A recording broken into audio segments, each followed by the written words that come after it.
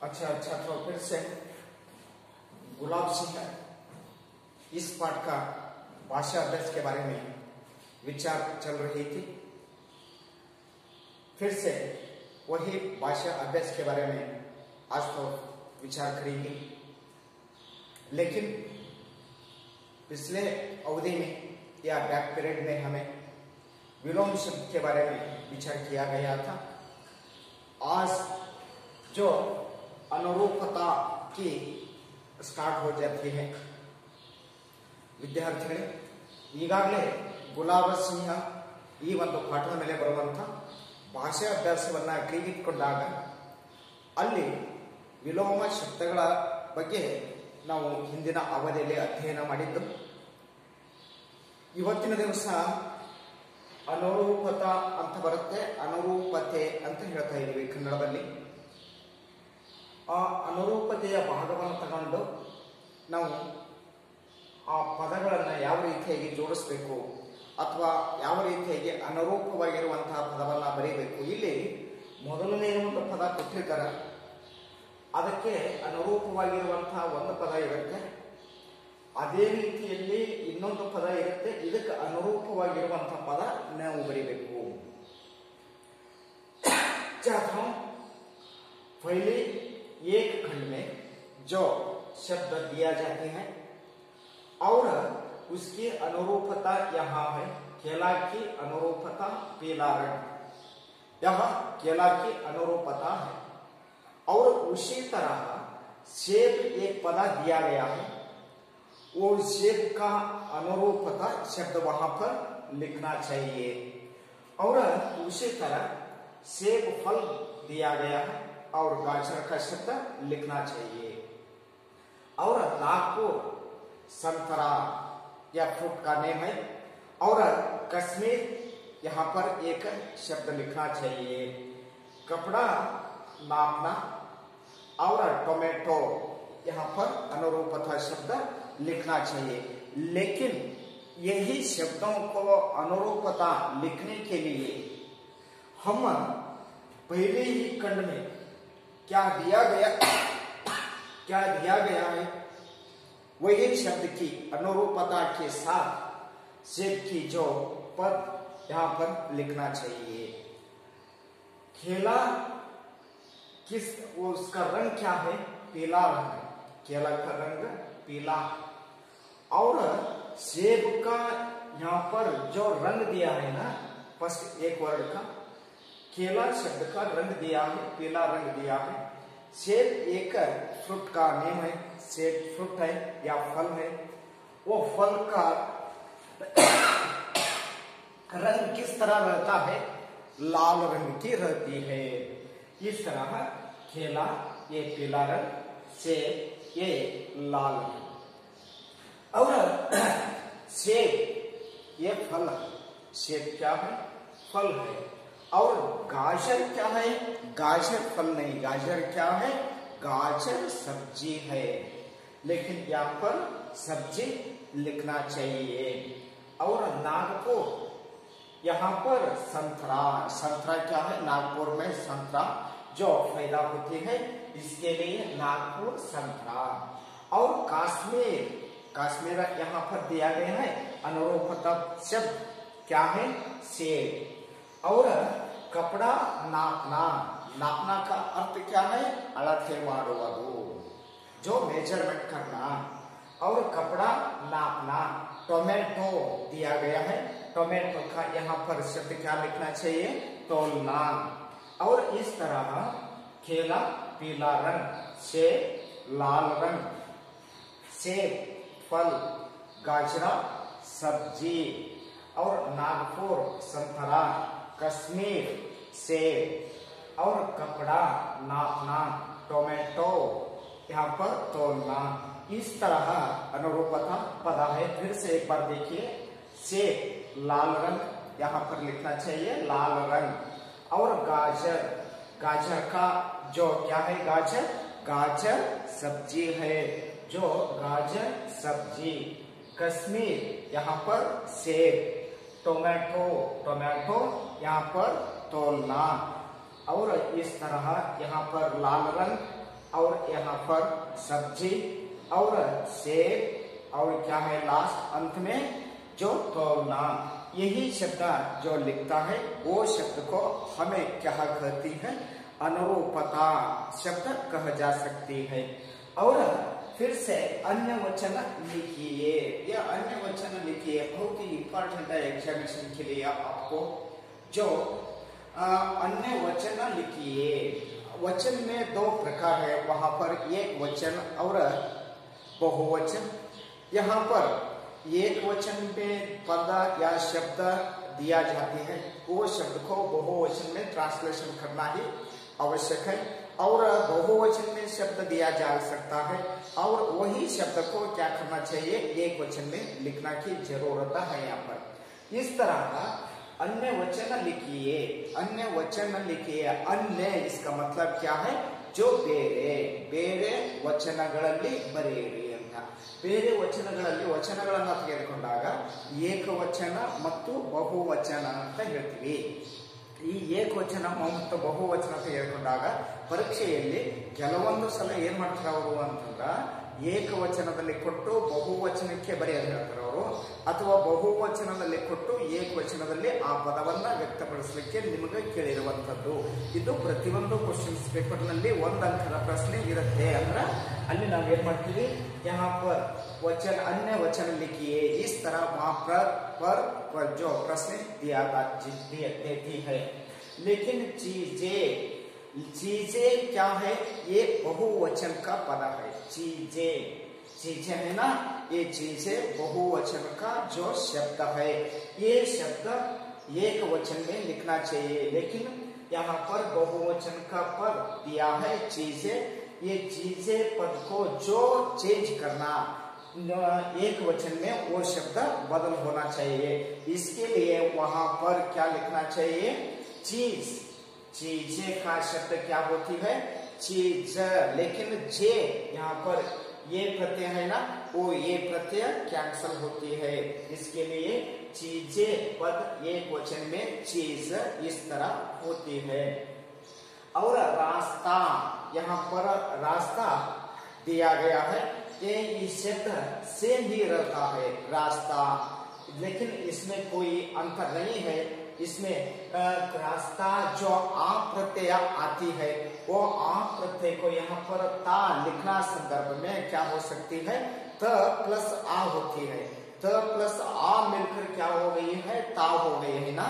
वो रास्ता ये शब्द आ प्रत्यय वहां पर कैंसल होती है। वो पर आ प्रत्यय कैंसल होने के बाद यहाँ पर क्या आती है, ये प्रत्यय आ जाती है। इसके लिए रास्ता ಇದು ನಿಮಗೆ ಕೊಟ್ಟಿರತಕ್ಕಂತ ಪದ। ಇಲ್ಲಿ ಕೊನೆಯ ಅಕ್ಷರಕ್ಕೆ ಆ ಅಕ್ಷರ ಅನ್ನುವಂಥದ್ದು ಸೇರಿಕೊಂಡಾಗ ರಾಸ್ತಾ ಅನ್ನುವಂಥದ್ದಾಗಿದೆ। ಅದೇ ನಾವು ಬಹುವಚನ ಬರೆಯುವಂತ ಅವಧಿಯಲ್ಲಿ ಏನಾಗುತ್ತೆ ಅಂತಂದ್ರೆ ಈ ಆ ಪ್ರತ್ಯಯ ಅನ್ನುವಂಥದ್ದು ಕ್ಯಾನ್ಸಲ್ ಆಗುತ್ತೆ, ಅದನ್ನ ತೆಗೆದು ಹಾಕ್ತೀವಿ ನಾವು। ತೆಗೆದು ಹಾಕಿ ಅಲ್ಲಿ ಏನ್ ಮಾಡ್ತೀವಿ ಅಂತಂದ್ರ ಎ ಪ್ರತ್ಯಯವನ್ನ ಜೋಡಿಸ್ಕೊಂತೀವಿ। ಹಾಗಾದ್ರೆ ರಾಸ್ತಾ ಅನ್ನುವಂತಹ ಪದ ಏನಾಗುತ್ತೆ ಅಂತಂದ್ರ ರಾಸ್ತೆ ಅಂತ ಆಗತ್ತೆ। ರಾಸ್ತಾ ಅನ್ನುವಂಥ ಪದ ಏನಾಗುತ್ತೆ, ಇಲ್ಲಿ ರಾಸ್ತೆ ಅಂತ ಹೇಳ್ಬೇಕು। ಅಂದ್ರೆ ತಾ ಇದೆ, ಅದು ಪದ ಏನಾಗುತ್ತೆ, ತೇ ಆಗುತ್ತೆ। ರಾ ಅಂತ ಬರುತ್ತೆ, ತಾ ಅನ್ನುವಂಥದ್ದು ಮಾತ್ರ ಬದಲಾವಣೆ ಹೊಂದಿ ತೇ ಆಗುತ್ತೆ। ರಾಸ್ತಾ ಅನ್ನುವಂಥದ್ದು ಬಹುವಚನದಲ್ಲಿ ರಾಸ್ತೆ ಅಂತ ಆಗತ್ತೆ।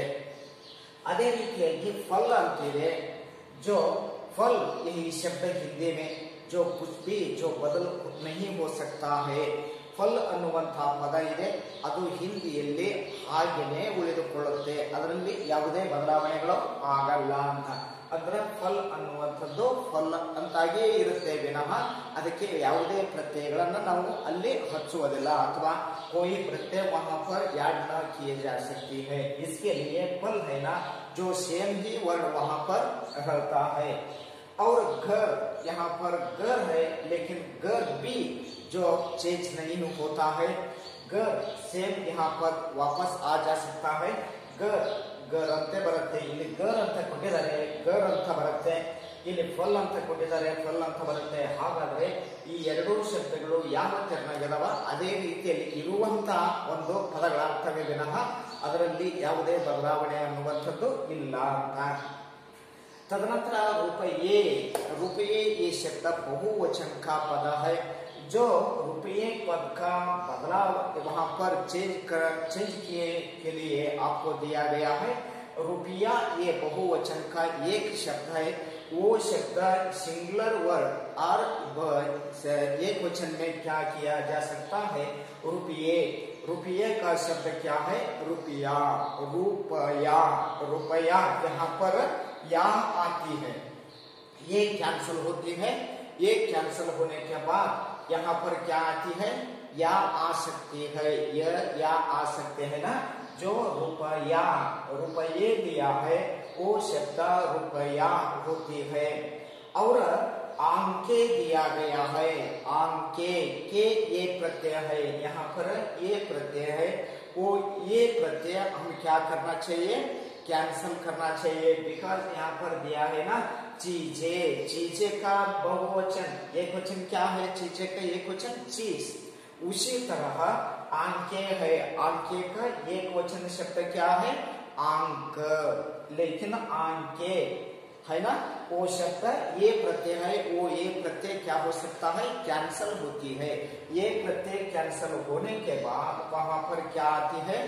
आंक आती है. लेकिन आंके का जो एक वचन रूप क्या है? आंक है. और कर्मचारी यहाँ पर दिया गया है.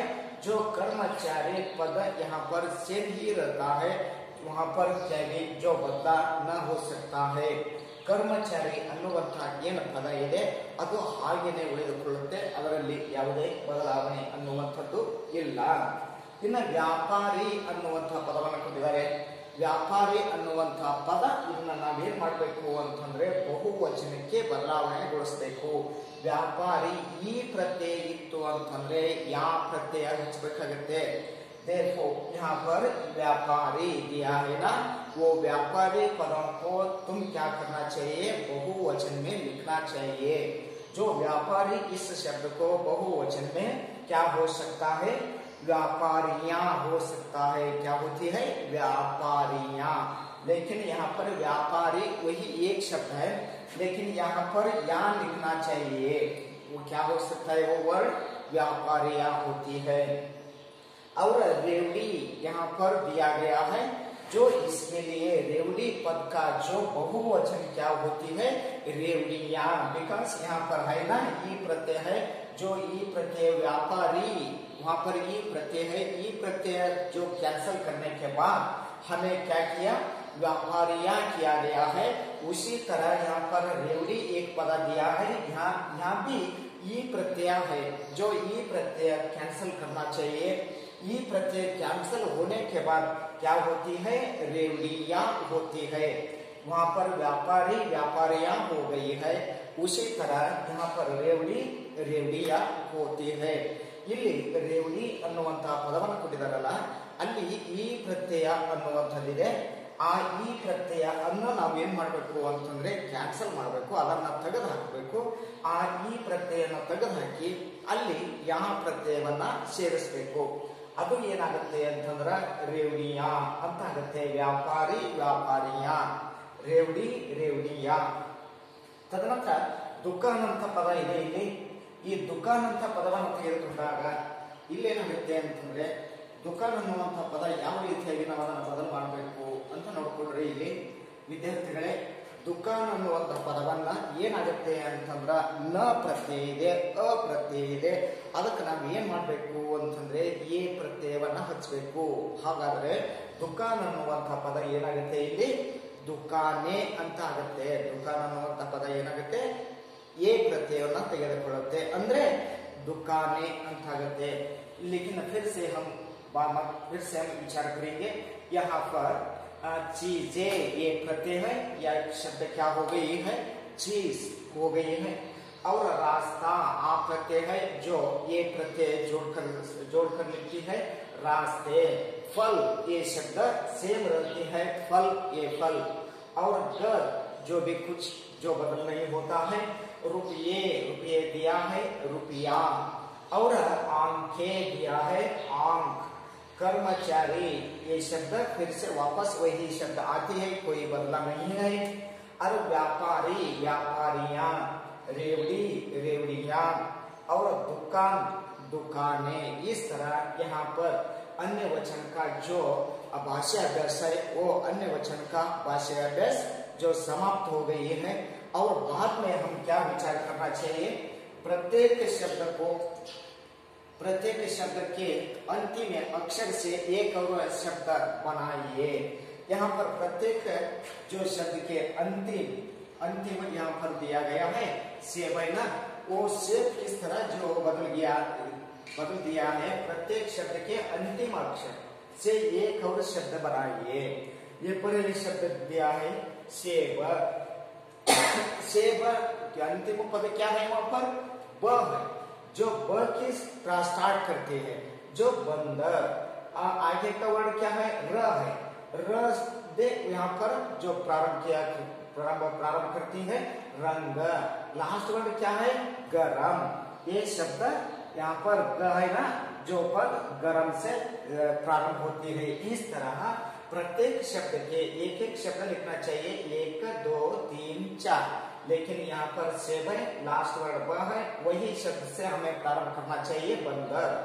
र लास्ट वर्ड है, यही शब्द से हमें स्टार्ट करना चाहिए, रंग। रंग एक शब्द है, यहाँ से हम फिर से स्टार्ट करेंगे ग अक्षर से, जो ग का शब्द क्या होती है, गरम। इसके बारे में जो 4 है वो 4 के बारे में हमें फिर से विचार करेंगे। Thank you.